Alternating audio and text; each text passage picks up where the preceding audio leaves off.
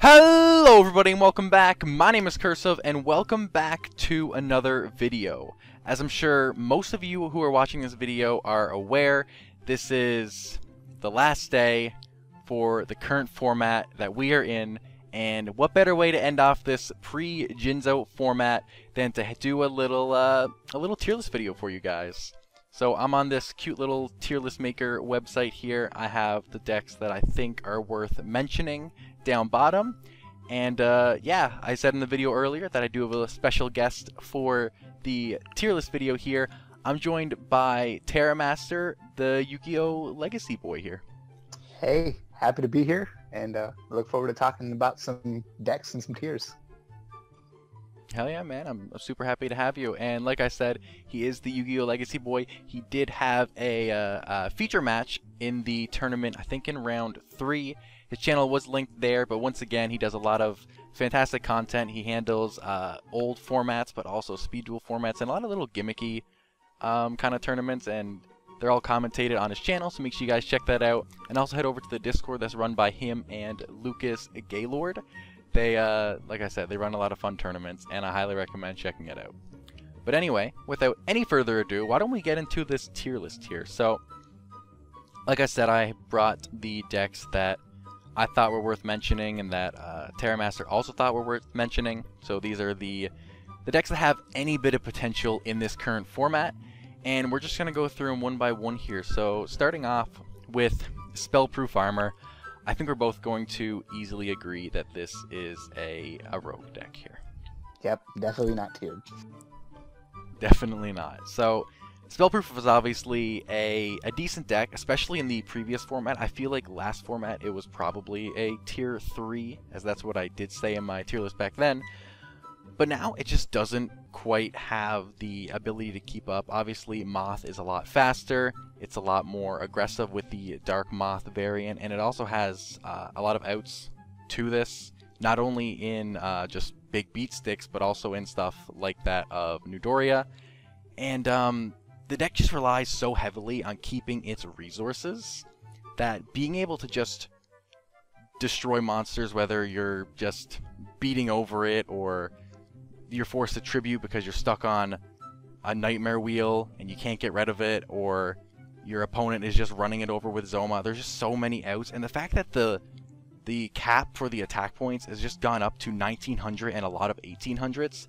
Spellproof is just really dying, and its only real good matchup is Moth, and that's not even really a good matchup in the first place. So it's chilling down here in Rogue. Yeah, I mean, a couple things I wanted to say off of that is that one thing is that 1800, like you said, is like a new meta now. Like there's a lot more 1800s, and that's every deck has at least 3 1800s, which is Zoma the Spirit. So every deck is guaranteed to have 3 monsters exactly stronger than yours. So just right there, it's kind of like it's almost already been power crept out of the meta in a way where it didn't get any support, and all these other decks did, or they're just brand new decks.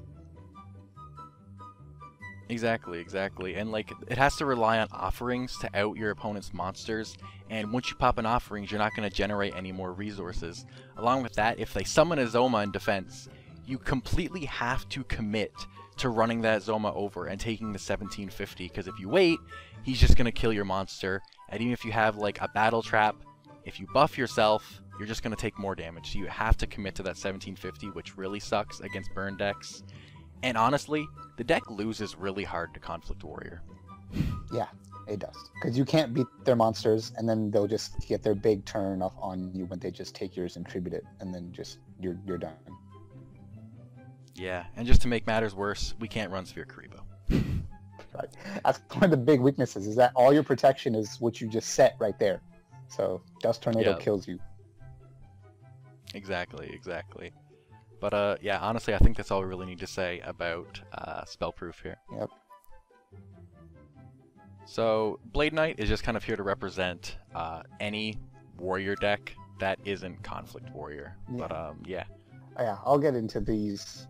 So this is like, these are decks that weren't really played that often, so they're decks that use the big warrior monsters like Blade Knight, like Gearfried, like Command Knight, like Charging Gaia, and they use skills like Twisted Personality, since that's the new, like, you don't know what skill to use Twisted Personality. Or Lucky Day. It's My Lucky Day, the Joey skill that lets you manipulate one dice roll with Dice Foon. So it's a very back row heavy meta. So some people, I've heard it called like an anti-meta deck when you use Lucky Day to guarantee a Dice Foon pop 2. So if you can take out like one Nightmare Wheel, one Zoma, when your opponent's not expecting it, like in their end phase, that allows you to really push for damage, and that's like the big advantage that deck has. And then as far as Twisted Warriors goes, it's more of a long game deck where you have the big monsters, so you're likely to do damage in your battle phase. And then because of that, you're getting the counters. And then of course they also run, I think they run Twisters as well as Nightmare Wheels. I believe so, yes. Yeah, so those are how they get their counters. And so it's really just like a new age beatdown deck where like Hidden Parasite has been replaced by a better generic skill, which is Twisted Personality. Yeah, exactly. And like obviously the Twisted and the Lucky Day deck, both of them do better going into that very, very first match against Burn than the Conflict Warrior deck. But the Conflict Warrior deck is just a lot more generic, like with its skill for like any matchups. Well, this one, like, yeah, it does better against Burn going in right away, but like outside of that, it doesn't handle anything particularly better than the Conflict Warrior would. Right. Big advantage Conflict Warrior also has is that it's like any time you can activate your skill, but we'll go more into that when we get to it. Yeah, definitely. But yeah, so I think we both agree here this is another rogue strategy. Obviously, it didn't see any results. Neither did Spellproof, which is something else to note. Yeah. But there's a few people playing it. Like we just said, nobody did top using these decks. But overall, Warriors are still powerful. I mean, we see Conflict Warrior. So it's a little bit better than Spellproof. I mean, actually, it's probably decently a bit better than Spellproof, but a rogue strategy nonetheless. Yeah. Yeah, maybe I might be giving Spellproof a little bit too much hype. Yeah, you're either living in the past or the future with Spellproof being good. Exactly.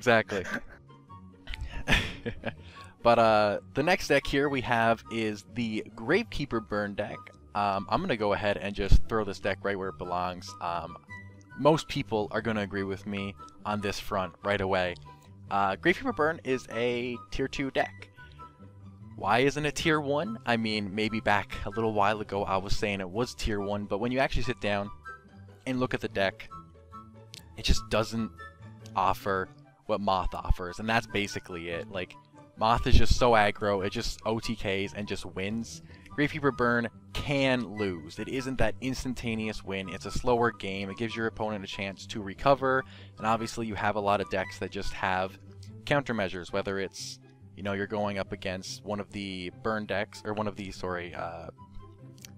Warrior decks that either main deck the skill to go against it or have the Lucky Day skill, or you're going against Conflict Warrior that side deck the skill, and it can win against Moth, but it honestly relies so much on having those necessary resources at all times to beat Moth. You have to have all those traps and like those few sprinkled in monsters to be able to make sure Moth just can't outright kill you, and if you don't have that proper hand every single time, you're just going to lose to Moth outright. But I mean, that's most decks, but that's why it just can't fall into that tier 1 slot. Yeah, I mean, that's pretty much why any deck would be stopped from falling into a tier 1 is if it can't compete at a high enough, like consistently enough with a deck that actually is tier 1, and that's kind of the situation you have here, where you kind of have to be big brain anyway, like just with like keeping track of the counters, as in when do you want to get your second counter and third counter. Because with Gravekeeper's Curse and Rite of Spirit, you have the ability to time it, as when to summon your curse and when to get one additional counter. So you already have to be really smart about like timing those things and matching the timing up with that with your Nightmare Wheels, which are guaranteed to give you a counter like every standby phase, and then like taking hits rather than blocking an attack sometimes just to get a counter. So there's so many things you already have to keep track of, and even if you do all that perfectly, you're still probably going to lose to Dark Moth. Exactly, exactly. And once you also get into like higher competitive play, your opponent's going to start playing around how many counters you have. They're not going to go in for that little poke of damage and give you a free counter like you're probably going to see with people who are less experienced in the format, right? Exactly. I can tell you that from personal experience. Like in the beginning, I made a lot of like, I guess you could call them misplays against Gravekeeper Burn, where I would do small amounts of damage, and then next turn I'd be like, oh no, why did I do that? Now he has 3 counters. So, like once you realize how to play against the deck and how to side against it, which is people were siding Golden Ladybugs, almost like every single Moth deck was siding Golden Ladybug. So once you realize those two things, it's really not that hard of a deck to beat. Like I can tell you, I even started siding DD Crow just to like chain the Rite of Spirit. So there's a lot of things you can do against it. Oh yeah, DD Crow was actually huge in my most recent tournament, being just sniping out that right target, and just now right does nothing, and you don't have a monster, or you're not getting in that little bit of extra burn that you needed, or you don't have that Oracle Tribute, and it really shuts down the deck so often. Yeah, and I do remember that. That was a pretty cool moment. I watched. Yeah, definitely, definitely. All right, ready for the next deck? Yeah.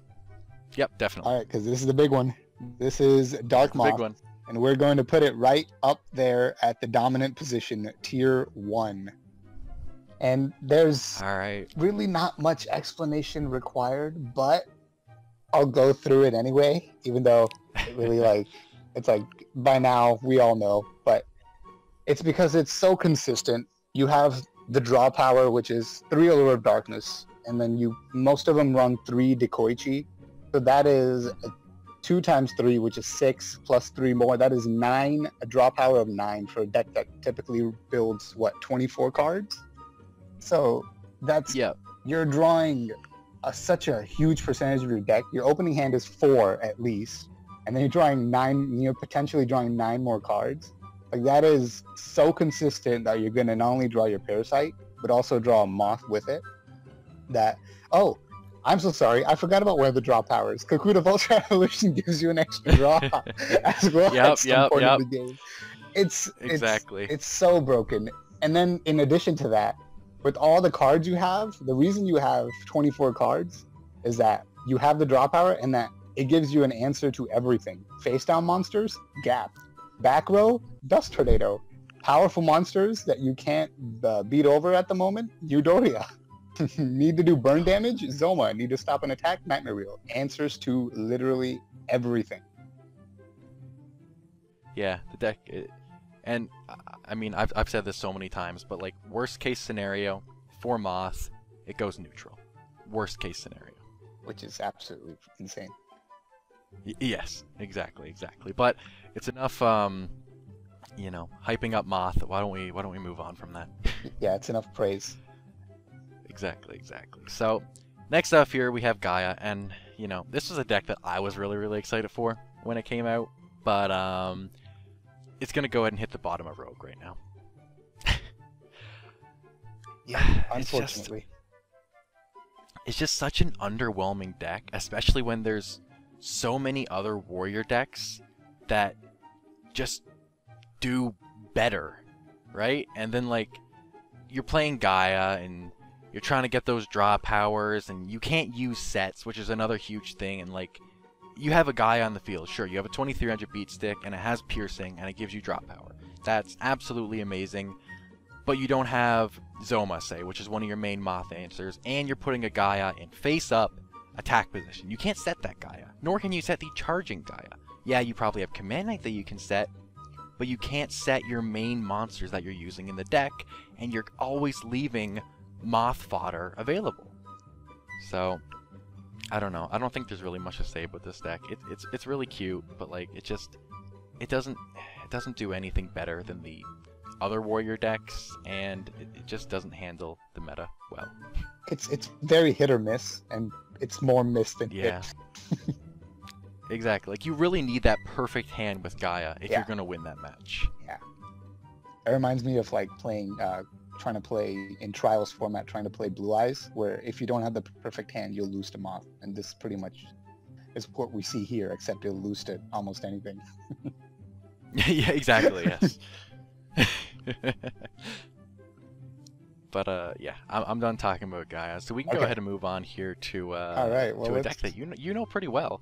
Yeah, I know this deck really well. This is Conflict Warrior using the skill Inner Conflict with a bunch of big warriors. So we're gonna put this actually at the top of tier 2. That's right. It is, in my opinion, if you don't play Moth, the second best deck of the second best skill of the format, but it's also the second best like type of deck in the format if you're not playing some kind of Moth deck. And I think that's despite the fact that I can tell you that as one of the first people to play this deck, and then one of the people who's constantly played this deck ever since, nobody has mastered playing this deck. Not me, not anybody else I've seen play it who's sometimes even done better than me in a tournament or two, but nobody has played this deck optimally, because whenever I watch those replays, there's always like a decision here or there that making differently could have swung that particular game. So this, I mean, surprisingly, like you would think, you have a skill that's basically change of heart, a few tribute monsters, and a bunch of big warrior beat sticks. Like, how hard can that deck be to play? But oddly enough, it's a big brain deck. And it's not big brain to beat like any of the rogue decks, obviously, but it's big brain if you want to beat Dark Moth. And then the worst part about all that is, even if you're big brain, you still have a less than 50% chance of winning. Yeah. But what makes the deck so good is really the skill more than anything else, is because you can have one of your monsters already on the board, which is like either a Gearfried or a Command Knight or a charging Gaia are the 3 most commonly run monsters. And then one thing I found was that Zoma is one of the best cards in the deck. Because what's good for an aggressive deck that likes to push for OTKs a lot is a monster that you can special summon that's 1800. So Zoma plus Gap, after taking your opponent's monster and tributing it for Gap, is 4,000. So one thing I learned while playing this deck, and Cursor probably hates the amount of times I've said this to him, is if you have 2 monsters on the board and they're going to attack directly, make sure their attack points add up to 4,000. So you want either a Hades at 2450 and a Command Knight, or you want Gap and then one of your 1800s. That's really how I found is the best way to play the deck, is just put as much pressure on as early as possible. Yeah, I mean, obviously I don't know this deck as well as you, but that Zoma thing that you mentioned, I feel like is so essential. Like, Zoma, like, this deck is obviously just like heavy aggro, and you're just trying to like just kill your opponent as fast as possible, right? Yeah.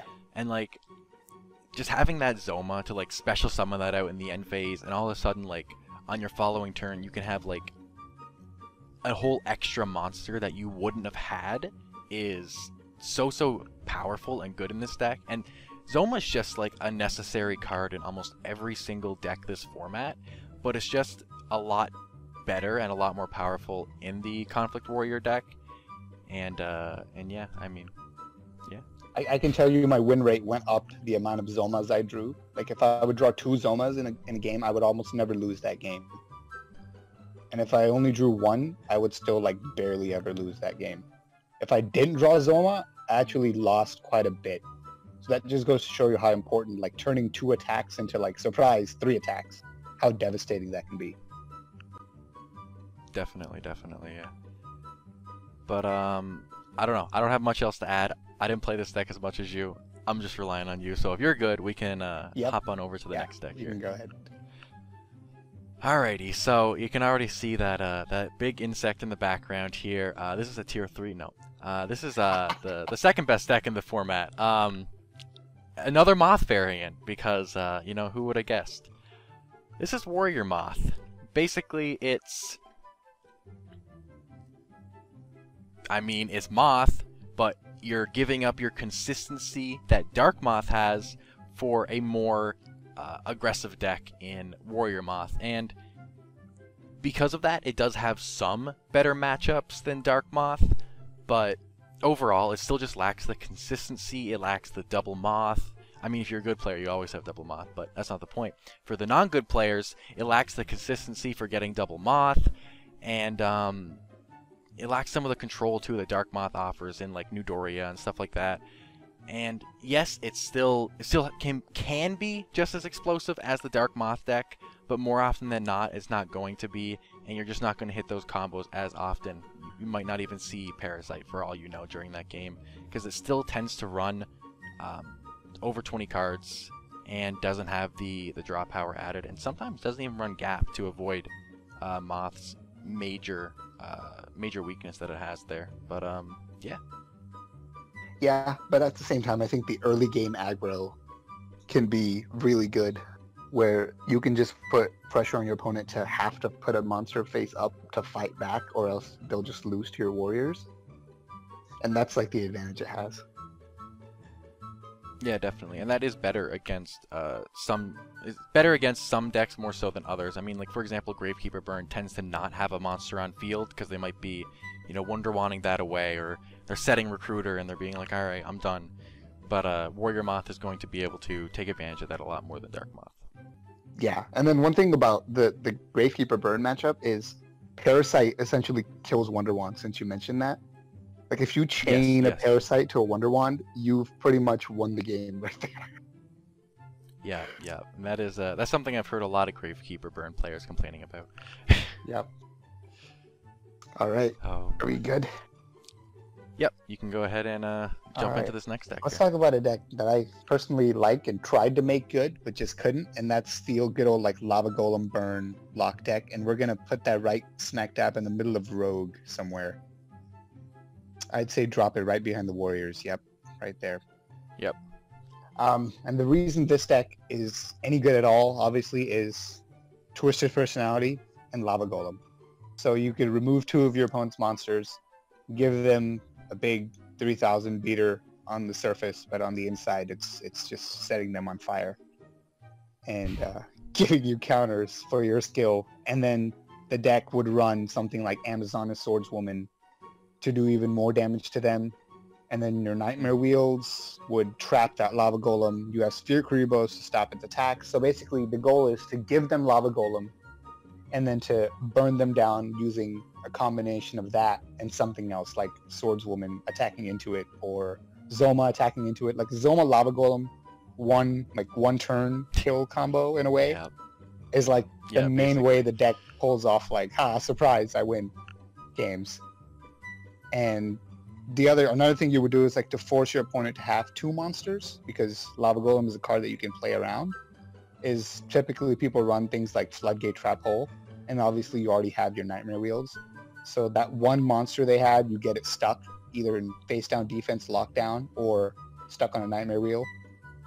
And then if they want to beat you, they obviously have to summon another monster, and that's where you get your Lava Golem off. So there's not really much more to say about this deck. It's a deck that if you've played, Duel Links, it was around for a long time. It's a Lava Golem, Amazoness Swordswoman, stall burn, annoying deck. Yeah, definitely. I think one thing that we probably should mention is what makes this burn strategy worse than the Gravekeeper burn strategy. Oh, right. And that's your inability to manipulate your counters on your Twisted Personality, because all your burn damage is either standby phase or battle phase. And when I was playtesting this deck against Gravekeeper Burn, that's the big issue I saw I had, is that my counters were very specific. It's okay, I'll get one in my standby phase, and then I'll have to wait until my opponent's standby phase to get another one. But my opponent, with their Gravekeeper's Curse, can go ahead and grab a counter in their main phase when you can actually activate your skill. And then with their Rite of Spirit, they can activate 2 counters potentially in the same main phase if they have the right setup. So they can go from 0 to activating Twisted Personality from out of nowhere to get you by surprise, and that's what makes that deck so good and makes this deck not so good. Yeah, definitely. But it's also one of the only decks besides these 4 up here that has actually seen a top cut result, which is something to mention for sure. Yeah, something that player to brag about. I topped with the Rogue. What did you do? What did you do? What did you do? Play meta and lose? Won every single tournament with Dark Moth if you're free squeak. But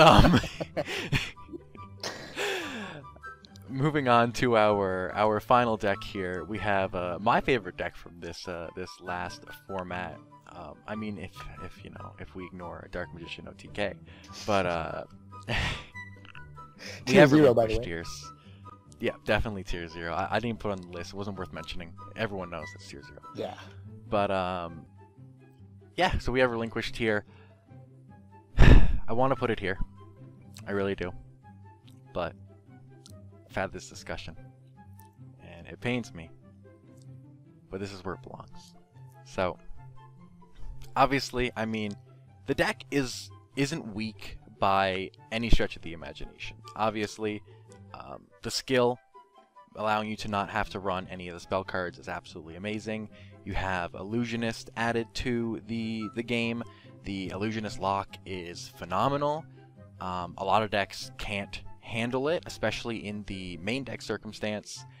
And Thousand Eyes Restrict is another amazing card that a lot of decks struggle to get around, especially if you have the Illusionist lock alongside Thousand Eyes Restrict. In a lot of circumstances, you kind of just outright win. But the deck isn't very consistent getting these things off. And that is such a major, major issue for the deck. You could run Allure of Darkness, sure, but at the same time, a lot of your dark targets you don't want banished. You don't want Illusionist banished. You don't want Relinquished banished. You want to keep these cards in your graveyard or in your hand so you can pull off these locks and pull off these crazy, crazy combos. Along with that, it's one of the better rogue decks going up against Moth, because Moth doesn't really have an out to the lock in the main deck, and a lot of them don't have an out to the lock in the side deck. But once again, getting the lock isn't always there, and my rule when I was playing Relinquished in a more competitive manner was, as soon as you have 2 ways at least to stop your opponent, give them a monster to Parasite. Because you want to bait out that skill, get rid of that skill, because then they no longer have an out, but a lot of times you don't see 2 ways to stop them, or you just don't see the lock, and at that point, you really can't do much, and all the Moth decks are running Triple Dust Tornado that just gets rid of the monster that's equipped to Relinquish, so if you don't have the lock, well, now you have a 0/0, and it can become a big issue, and the skill doesn't offer you a battle phase. That can be absolutely detrimental, and more than anything, I think this deck's biggest issue is burn. You can put out a lock, and you can stall, but if they have Nightmare Wheel on you, or if they hit you with a Lava Golem, or if they're summoning curses, and you're not doing anything, it doesn't matter if you have the lock, because they're just going to burn you to death. And even more than that, this deck needs cards in hand. You need to have a discard target. You need to have a monster to spend. And the burn deck just stops you from having cards in hand and having the resources in a deck that already spends so many resources to summon out one monster that a lot of the time doesn't do much. So it doesn't deserve that tier 3 slot, but it'll always be there in my heart. Yeah, and burn is definitely a terrible matchup for this deck. And then, like you mentioned, the Dust Tornado weakness is just like, it always makes you, like when I played it, it always would make me afraid to attack as long as my opponent had back row.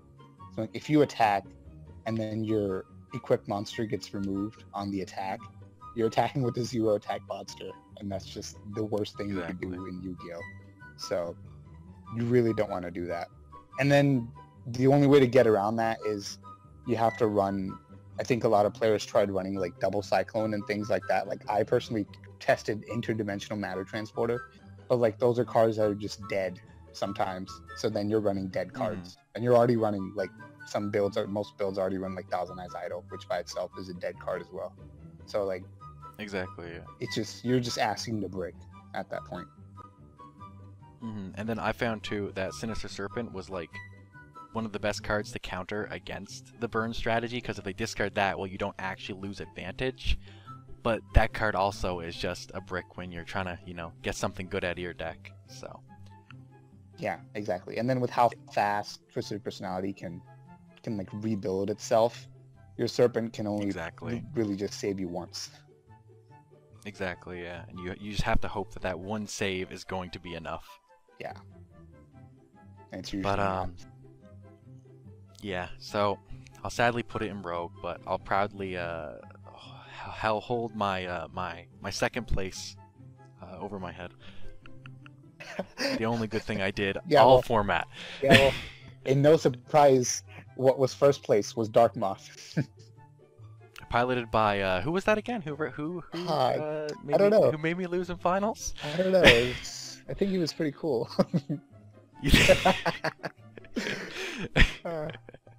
It was me, for those of you wondering. Yeah, for anyone who's curious, this is the guy who beat me in finals.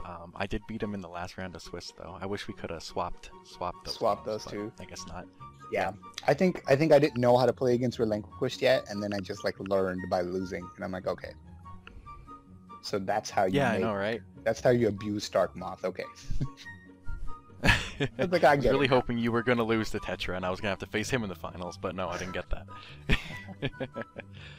But yeah. Anyway, guys, this is what both me and Terramaster, and I feel like the most of the community is going to agree on here for the tier list for this format. Obviously, at this point, the tier list doesn't mean too much unless you guys are gonna go like back in time and play this format as well. Tomorrow, we got Jinso. We're gonna have a new format. Oh, I guess if you're going to like locals, if your locals is open and you're living in not Europe, then this is relevant. So. Yeah, if you're living in not Europe. But yeah, anyway, I hope you guys did enjoy this video. If you did, please hit the like button down below and also subscribe. Obviously, your guys' support means the world to me, and I would not be doing this without you guys here. And I'll say this once again, go check out YuGiOh Legacy, both the Discord and the YouTube channel. There's a lot of fantastic stuff there. Besides my own Discord, theirs is the one that I actually like to check out the most. Definitely my favorite Discord, besides my own. So that's something that's very relevant. Hey, thanks, man. But, yours is the favorite. Yours is my favorite Discord, besides my own. Oh, yeah. Thanks, man. I appreciate that. I appreciate that. But anyway, I'm going to get the hell out of here now. Like I said, check out all those links in the description, and also subscribe. Keep on subscribing. Subscribe to YuGiOh Legacy, too. I think you're at, like, what, 14 right now? 15, I'm at 16. 17? 16? Ooh, you're going up. I know. Anyway, guys, like I said, that's a wrap. I'll stop rambling now. Catch you guys all tomorrow. Peace.